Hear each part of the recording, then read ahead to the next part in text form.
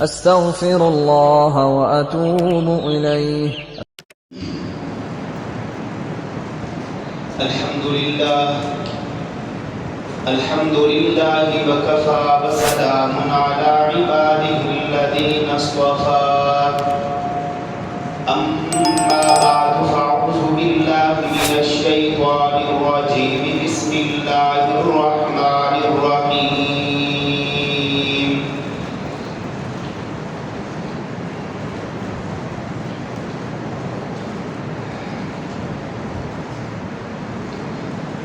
وقالوا اتخذ الرحمن ولدا سبحانه بل عباد مكرمون لا يسبقونه بالقول وهم بأمره يعملون. وقال الله تعالى لا يعصون الله ما أمرهم ويفعلون ما يؤمرون. صدق الله العظيم وصدق رسوله النبي الكريم ونحن على ذلك من الشاهدين والشاكرين والحمد لله رب العالمين. اللهم صل على محمد وعلى آل محمد كما صليت على إبراهيم وعلى آل إبراهيم إنك حميد مجيد. اللهم بارك على محمد وعلى آل محمد كما باركت على إبراهيم وعلى آل إبراهيم إنك حميد مجيد.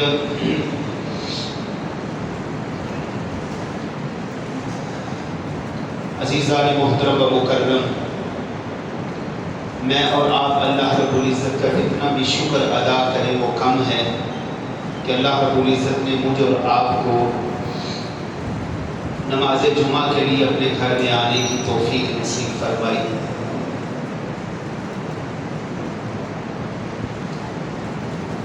مومن انسان دنیا میں رہتے ہوئے ہر وقت دعا کا محتاج رہتا ہے.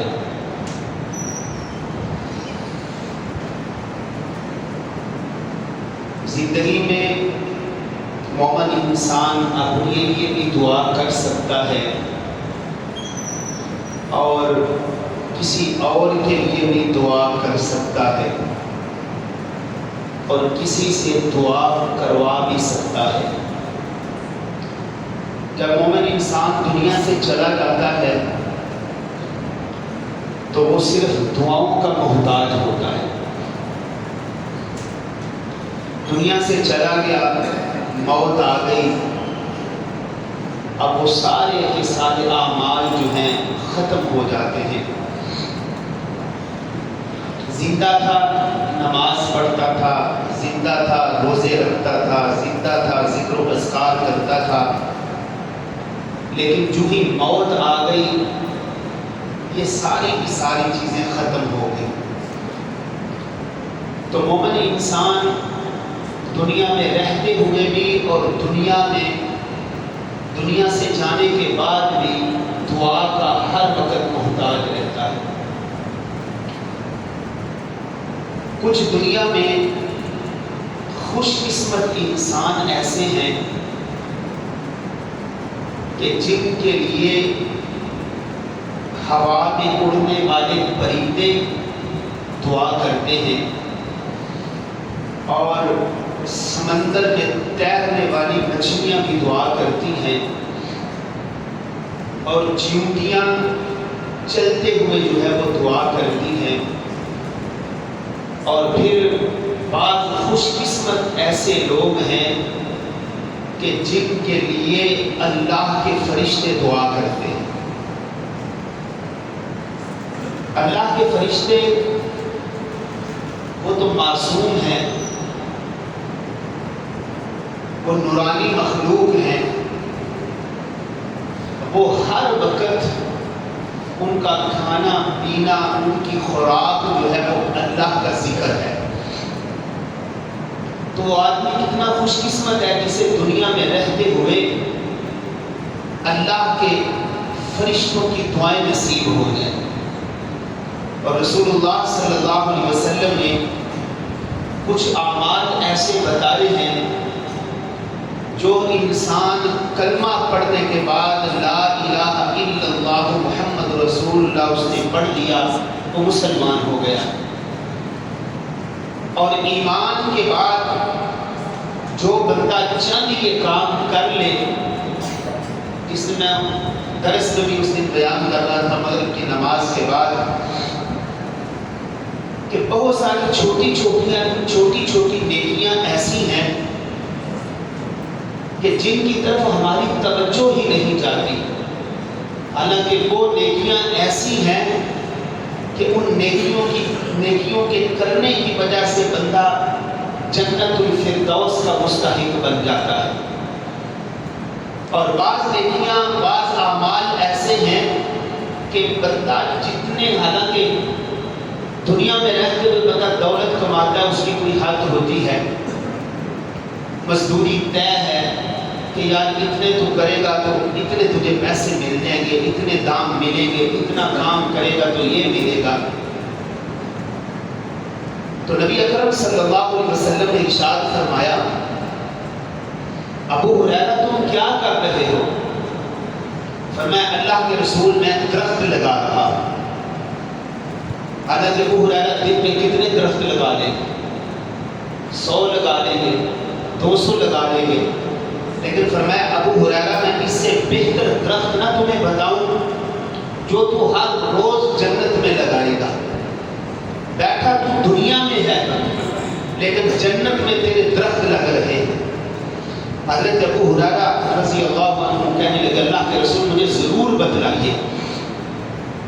تو نبی علیہ السلام نے فرمایا ابو ہریرہ سبحان اللہ والحمد، آپ بھی پڑھیے سبحان اللہ والحمد للہ ولا الہ الا اللہ واللہ اکبر.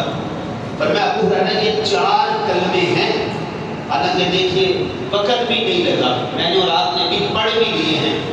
تو اللہ کی رحمت سے جنت میں ہمارے 4 درخت لگ گئے. کتنے درخت لگے ہیں جنت میں؟ 4 درخت لگے ہیں رسول اللہ صلی اللہ علیہ وسلم کے فرمان کے مطابق. تو اس لیے بعض کام ایسے ہیں ان کی طرف ہماری توجہ ہی نہیں ہوتی.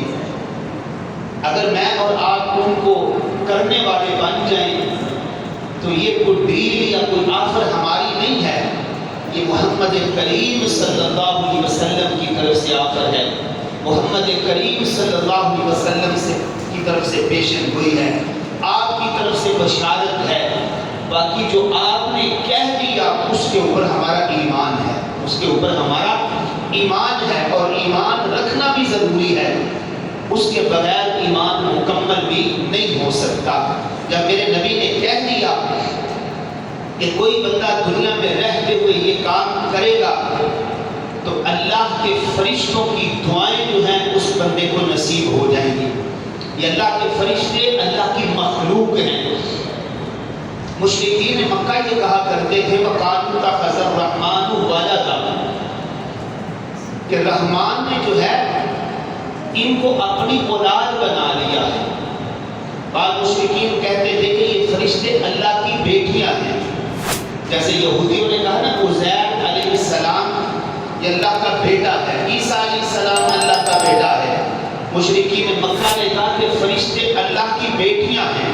لیکن قرآن حکیم میں فرمایا سبحانہ، اللہ رب العزت ان ساری کی ساری چیزوں سے پاک اور صاف ہیں. قل هو اللہ احد اللہ الصمد لم یلد ولم یولد ولم یکن لہ کفوا احد. اللہ رب العزت نے اس چیز کی نفی کر دی ہے، کیونکہ یہ اولاد، رشتہ داریاں، یہ ساری کی ساری چیزیں کمزوری کی علامت ہے. بعض دفعہ آپ دیکھیں گے باپ بڑا سخت ہوتا ہے، کسی کی نہیں مانتا، بیوی کی نہیں مانی اپنے بیٹے کی مان لے گا، اپنی بیٹی کی مان لے گا، یا بعض دفعہ بیٹے اور بیٹی کی نہیں مانے گا بیوی کی مان لے گا. تو معلوم ہوا یہ ساری چیزیں کمزوری کی علامت ہیں، اور میرا اللہ ان ساری کی ساری چیزوں سے پاک ہے.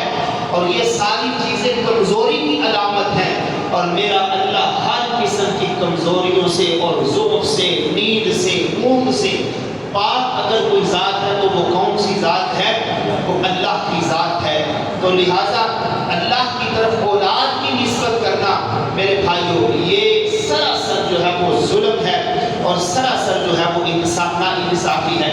اور پھر یہ جو اللہ کے فرشتے ہیں، بعض دفعہ ہمارے یہاں مشہور اور معروف بھی یہ ہے، بعض دفعہ بندہ کہتا ہے یار اللہ کا فرشتہ نیا سانو آیا جی، بندہ لمبا کوٹی کے نال دے ہم سارے کو چوک کے لے گئے۔ ایسے کبھی نہیں ہو سکتا، یہ تو اللہ کی نافرمانی آ جاتی ہے۔ اللہ رب العزت جو فرشتے کو کہتے ہیں، وہ کئی دفعہ میں نے بات سنائی کہ جبرائیل امین سے محمد کریم صلی اللہ علیہ وسلم نے کہا تھا کہ جبریل کئی دن گزر جاتے ہیں، کئی ماہ گزر جاتے ہیں، آپ زمین پہ تشریف نہیں لاتے۔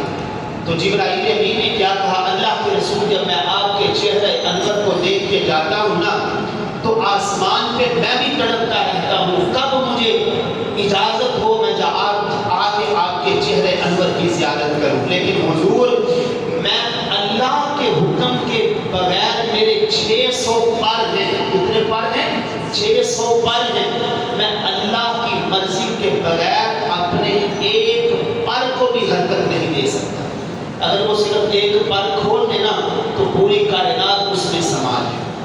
تو میں اللہ کی مرضی کے بغیر، یعنی میں ہر معاملے میں اللہ کے حکم کا پابند ہوں۔ تو اس لیے اللہ کا قرآن کہتا ہے لا یعصون اللہ ما امرہم، یہ جو اللہ کے فرشتے ہیں نا یہ اللہ کے حکم کی نافرمانی نہیں کرتے، بلکہ انہیں وَيَفْعَلُونَ مَا يُؤْمَرُونَ، جو انہیں حکم دیا جاتا ہے وہ وہی کرتے ہیں، اس کے علاوہ کوئی اور کام نہیں کرتے۔ جس کا حکم ہوتا ہے وہ وہی کام اور اسی ڈیوٹی کے اوپر جو ہے وہ لگے ہوئے ہیں، ایک لمحہ ایک لحظہ بھی اس میں جو ہے وہ نافرمانی کرتے ہی، چونکہ ان کے اندر نافرمانی کا مادہ ہی جو ہے وہ میرے اللہ نے نہیں رکھا۔ تو اتنی خوبصورت جو مخلوق ہے اللہ، یسبحون اللیل والنہار لا یفترون، اور فرمایا کہ وہ دن رات، وہ فرشتے دن رات اللہ کی حمد و ثنا، اللہ کی تسبیح بیان کرتے ہیں، اور اس میں وہ کسی قسم کی سستی اور اس میں وہ کسی قسم کی جو ہے وہ کمی نہیں کرتے۔ جو اللہ کی طرف سے حکم ہوتا ہے وہی کرتے ہیں، اور وہ ہر وقت اللہ کی حمد و ثنا میں بیان کرتے رہتے ہیں۔ اور اسی طرح اللہ رب العزت جب کسی بندے سے محبت کرتے ہیں، اللہ رب العزت جب کسی بندے سے محبت کرتے ہیں، حضرت ابو ہریرہ رضی اللہ تعالیٰ بیان کرتے ہیں نبی اکرم صلی اللہ علیہ وسلم نے ارشاد فرمایا اللہ رب العزت جب کسی بندے سے محبت کرتے ہیں تو اللہ جبریل سے کہتے ہیں جبریل میں اللہ فلاں بندے سے محبت کا اعلان کر رہا ہوں، میں اللہ فلاں بندے سے محبت کا اعلان کر رہا ہوں۔ اب کتنا خوش قسمت ہے وہ آدمی جس کے متعلق اللہ یہ فرمائے کہ میں اس بندے سے محبت کرتا ہوں۔ ہم تو سب اللہ سے محبت کرتے ہیں، اس کے بغیر ایمان مکمل نہیں ہے، لیکن جب اللہ رب العزت یہ کہنے کہ یہ بندہ جو ہے یہ میرا خاص بندہ ہے، میں اس سے بڑی محبت کرتا ہوں، اللہ پھر جبریل سے کہتے ہیں جبریل سارے فرشتوں میں اعلان کر دو کہ یہ بندہ جو ہے اس کو اللہ رب العزت نے اپنا پیارا بنا لیا ہے۔ اب وہ فرشتے ایک دوسرے میں اعلان کرتے ہیں، وہ آسمان والے آسمان والوں میں، زمین والے زمین والوں میں اعلان کر دیتے ہیں کہ یہ وہ بندہ ہے کہ جس سے اللہ رب العزت محبت کرتے ہیں۔ تو معلوم ہوا کہ یہ جو اللہ رب العزت کی طرف سے اعلان ہے یہ 100% سچا اعلان ہے کہ بعض خوش قسمت لوگ ایسے بھی ہیں جن سے اللہ رب العزت محبت کرتے ہیں، اور پھر اللہ رب العزت کے فرشتوں کی دعائیں جو ہیں وہ ان کو نصیب ہو جاتی ہیں۔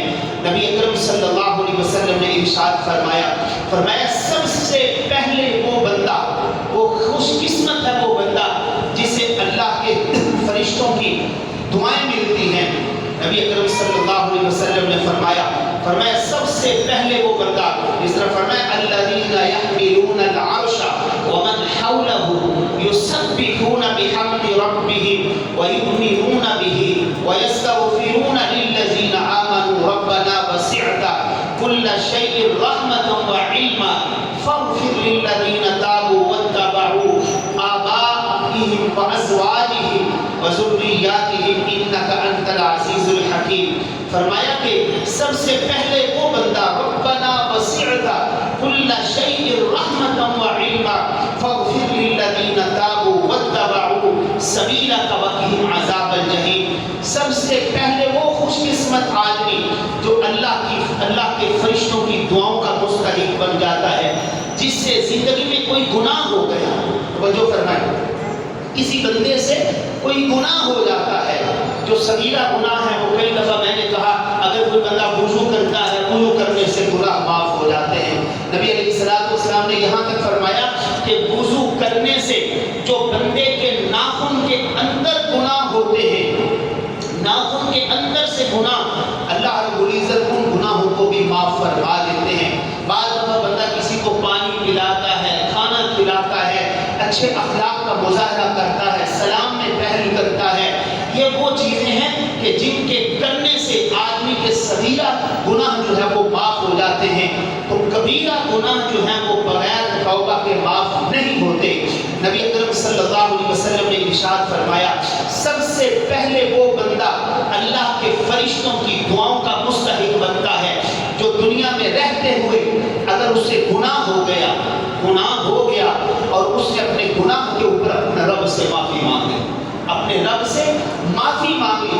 میرے اللہ کا اعلان ہے اگر کوئی بندہ زمین، اس کے گناہ زمین سے لے کر آسمانوں تک باتیں کرنے لگ جائیں، جب وہ سچے دل سے مجھ سے معافی مانگتا ہے، میں اللہ جو ہے اس کے گناہوں کو معاف کر دیتا ہوں۔ معلوم ہوا جو بندہ دنیا میں رہتے ہوئے یہ کہتا ہے یا اللہ مجھ سے گناہ ہو گیا ہے تو مجھے معاف فرما دے، نبی علیہ السلام نے ارشاد فرمایا کہ وہ بندہ توبہ کرنے والا بندہ جو ہے وہ اللہ کے فرشتوں کی دعاؤں کا مستحق بن جاتا ہے۔ اب دیکھیے اگر کوئی گناہ زندگی میں ہو جائے، اس کے اوپر ڈٹے رہنا، اس کے اوپر ضد کرنا، یہ اچھی بات نہیں ہے۔ جب گناہ ہو جائے بندہ اپنے رب سے معافی مانگے، اپنے رب سے معافی مانگے گا، اللہ اس کے گناہوں کو معاف فرما دے گا اور فرشتوں کی دعاؤں کا وہ مستحق بن جائے گا۔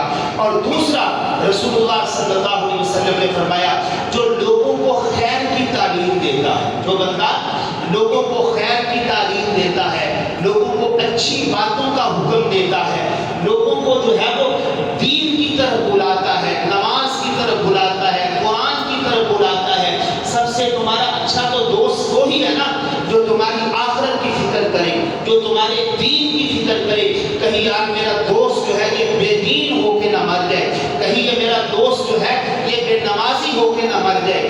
اس لیے اچھا دوست وہ ہے جو تمہارے دین کی فکر کرے، جو تمہاری آخرت کی فکر کرے۔ تو فرمایا کہ وہ بندہ جو دنیا میں رہتے ہوئے خیر کی تعلیم دیتا ہے، اس کے لیے صرف آسمان کے فرشتے نہیں بلکہ فرمایا کہ ان اللہ و ملائکتہ و اہل السماوات والارضین، فرمایا کہ جو بندہ خیر کی تعلیم دیتا ہے حتی النملۃ فی حجرہا، فرمایا کہ اس کے لیے صرف آسمان کے فرشتے نہیں بلکہ زمین والی چیونٹیاں، جس طرح میں نے ابتدا میں کہا کہ کچھ خوش قسمت تو لوگ ایسے ہیں، ہوا میں اڑنے والے پرندے، سمندر میں تیرنے والی مچھلیاں اور زمین پہ چلنے والی چیونٹیاں جو ہیں، یہ سب اس کے لیے جو ہے وہ دعا کرتی ہیں۔ اب جو بندہ دنیا میں رہتے ہوئے خیر کی تعلیم دے گا، قرآن کی تعلیم دے گا، دین کی طرف کسی کو بلائے گا،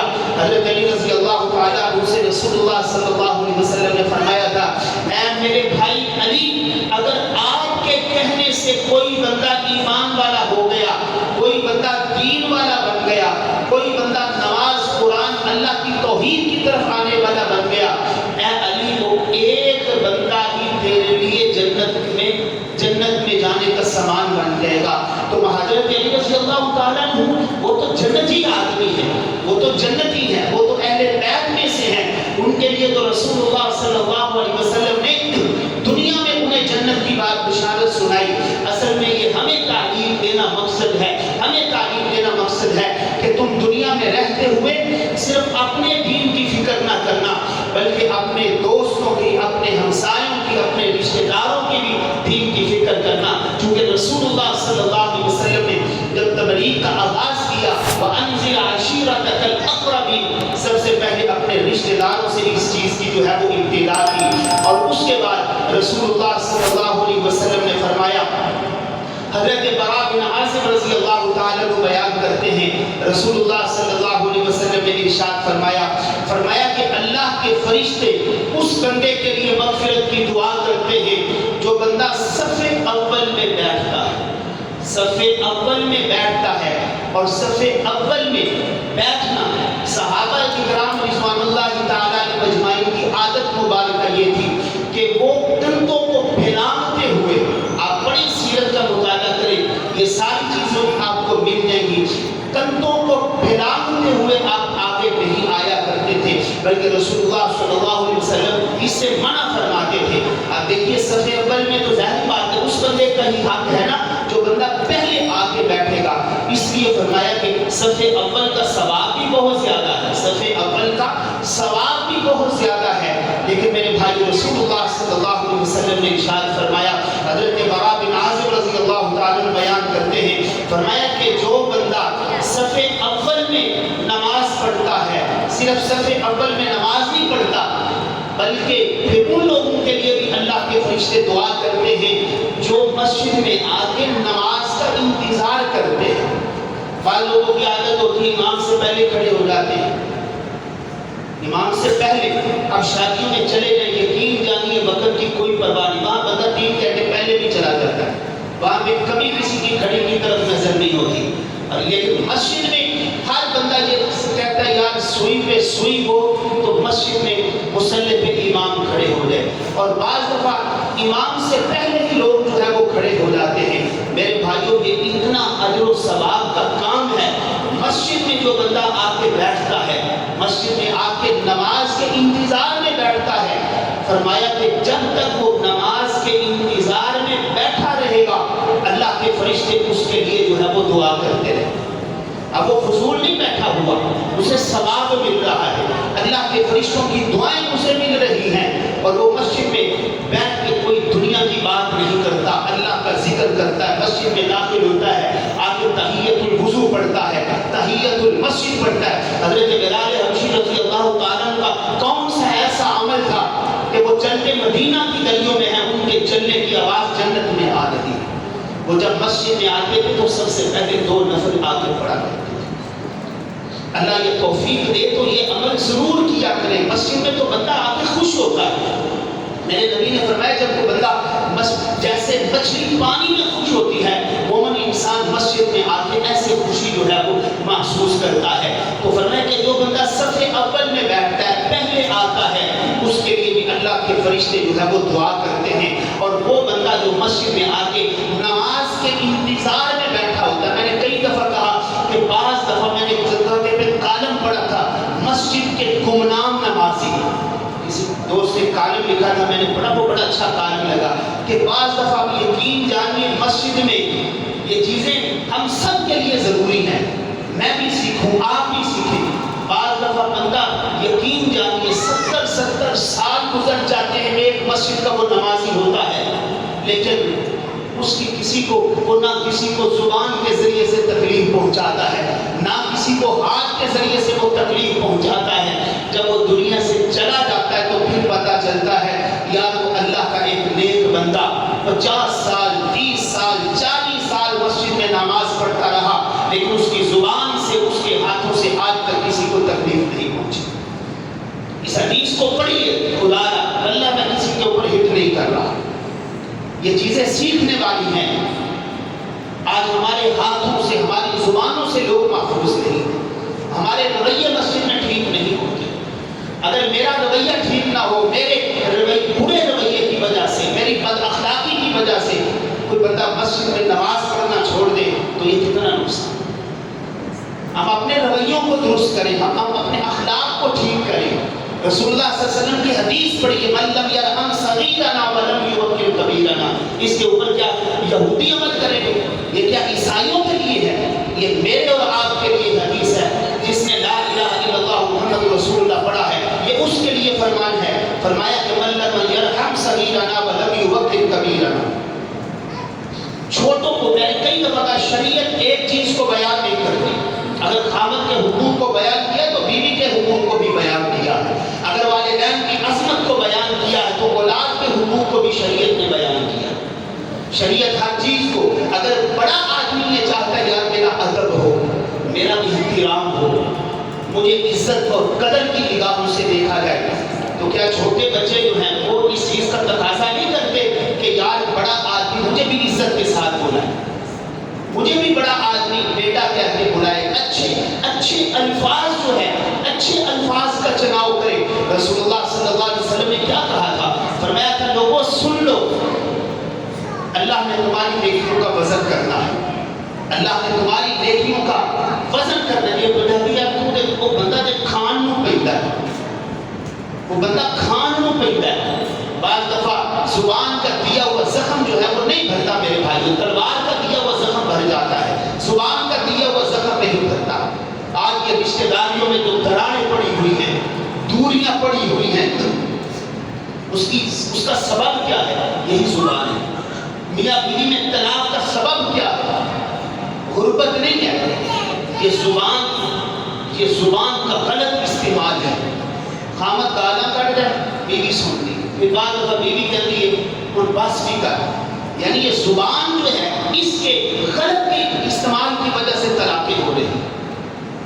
تو اس لیے ہر بندہ، میرے نبی نے فرمایا کہ کلمہ طیبہ اور ایمان کے بعد کل میزان عدل میں ترازو میں تمہاری جو سب سے زیادہ وزنی نیکی ہوگی وہ تمہارا اچھا اخلاق ہے، وہ تمہارا اچھا اخلاق ہے۔ ایک دفعہ اچھا اخلاق بنا کے تو دیکھو، لیکن وہ ہم بنا نہیں سکتے۔ ہمارے دلوں میں یقین جانی ہو سکتا ہے دنیا میں کینسر کا علاج ہو اور بہت ساری بیماریوں کا علاج ہو، لیکن ہمارے دلوں میں جو بیماریاں آ چکی ہیں، وہ حسد، وہ کینہ، وہ بغض، وہ ضد، یہ وہ چیزیں ہیں، وہ یہ ہمارے دلوں میں اتنی جگہ یہ چیزیں پڑ چکی، جگہ انہوں نے بنا رکھی ہے، یقین جانیے بعض لوگوں کو دیکھا یہ ساری چیزیں موت کے ساتھ اس کے ساتھ ہی چلی جاتی، وہ ختم ہی نہیں کرتی۔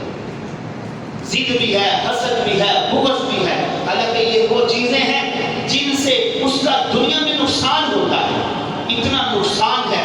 اور وہ سب سے بڑا نقصان کیا ہے؟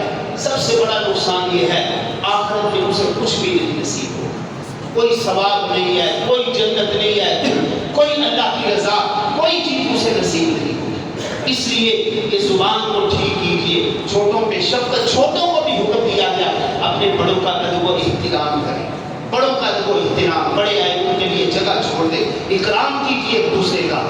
آپ دیکھیں نا انصار یہ مہاجرین رسول اللہ صلی اللہ علیہ وسلم یہ میں جو ہے نا یہ مجھے مار گئی ہے، میرے اندر قربانی کا جذبہ نہیں ہے، میرے اندر ان چیزوں نے تو ہمیں پست کر کے رکھ دیا۔ رسول اللہ صلی اللہ علیہ وسلم کے صحابہ نے مکہ چھوڑا، مدینہ آ گیا، میرے نبی نے ان کو آپس میں بھائی بھائی بنا دیا، مواخات آپس میں قائم کر دیا۔ تو کتنی قربانیاں دی مہاجرین، وہاں پہ سارے مدینہ ہیں، یعنی کہ اللہ کے رسول میرے 2 مکان ہیں، ایک میں اپنے بھائی کو دے دینا، کوئی کرایہ نہیں۔ اللہ کے رسول میری 4 بیویاں ہیں، میں 2 طلاق دے دینا، 3 طلاق، میرے بھائی آئے نے بھی نہ نکاح کرتے۔ کتنی بڑی قربانی ہے ہمارے یہاں تو یقین جانیے چھوٹی چیز کی قربانی دینے کے لیے کوئی بندہ تیار نہیں ہوتا۔ میں نے عید الاضحیٰ کے بیان میں یہ کہا تھا نا، جہاں ہم نے بکرے کی گردن پہ چھری چلانی ہے، گائے کی گردن پہ چھری چلانی ہے، وہاں اپنی ضد، اپنی خواہشات، اپنا بغض، اپنا حسد، ان چیزوں کو بھی قربان کرنا پڑے گا، تب یہ چیزیں اللہ کے دربار میں جا کے جو ہے وہ قبول ہوگی، تب یہ چیزیں جا کے جو ہے وہ پروان چڑھے گی۔ تو اس لیے میرے بھائیوں، جو بندہ قربانی کرتا ہے، جو بندہ کسی کو قدر کی نگاہوں سے دیکھتا ہے، ضروری نہیں ہر چیز کا بدلہ، کام وہاں پہ خراب ہوتا ہے جب میں بدلے کی امید بندوں سے لگا کے بیٹھوں گا۔ جب آپ کام اللہ کی رضا کے لیے کریں گے، اللہ اس کا ضرور آپ کو بدلہ عطا فرمائیں گے۔ اس کے بعد رسول اللہ صلی اللہ علیہ وسلم نے فرمایا کہ جو بندہ کسی بیمار کی بیمار پرسی کرتا ہے، بیمار کی بیمار پرسی کرنا یہ بہت بڑا اجر و ثواب کا کام ہے۔ کسی بندے سے، اب دیکھیے شفا تو میرے اللہ نے دینی ہے، لیکن کسی بندے سے اس کا حال احوال پوچھنا، اس کی بیمار پرسی کرنا، اس کی بیمار پرسی کے لیے جانا، فرمایا کہ جو بندہ اپنے کسی بھائی کی بیمار پرسی کے لیے جاتا ہے، 70,000 فرشتے اس کے ساتھ چلتے ہیں اور اس کے لیے مغفرت کی دعا کرتے ہیں، اس کے لیے مغفرت کی دعا کرتے ہیں. اور دوسرا فرمایا حضرت عامر بن ربیعہ رضی اللہ تعالیٰ عنہ بیان کرتے ہیں, فرمایا مجھے رسول اللہ صلی اللہ علیہ وسلم نے فرمایا کہ اے عامر بن ربیعہ, جو بندہ میرے اوپر درود پڑھتا ہے.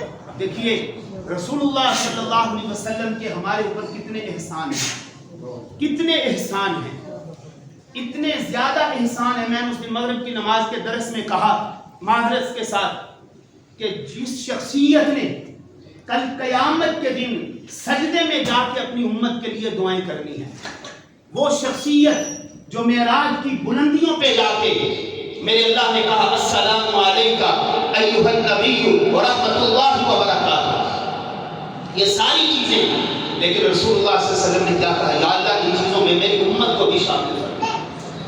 کیا آج میں اور آپ غور و فکر کر کے دیکھیں, کیا رسول اللہ صلی اللہ علیہ وسلم کی پاکیزہ تعلیمات ہماری زندگی میں ہیں؟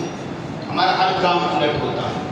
میں نے اس دن بھی کہا تھا کتنے ہمارے نوجوان بھائی ہیں کچے پہن, یہ سطر ان کا ننگا ہوتا ہے, اللہ کے فرشتے اس کے پاس نہیں بیٹھتے, گلیوں میں چوراہوں میں پھر رہے ہیں, کچھے پہنے ہوئے ہیں. اس کا ڈھانپنا, یہ گھٹنا ہے نا, یہ گھٹنا, اس کا ڈھانپنا ضروری ہے, یہ سطر میں ہے, لیکن کوئی پوچھنے والا نہیں ہے, کوئی پرواہ نہیں ہے.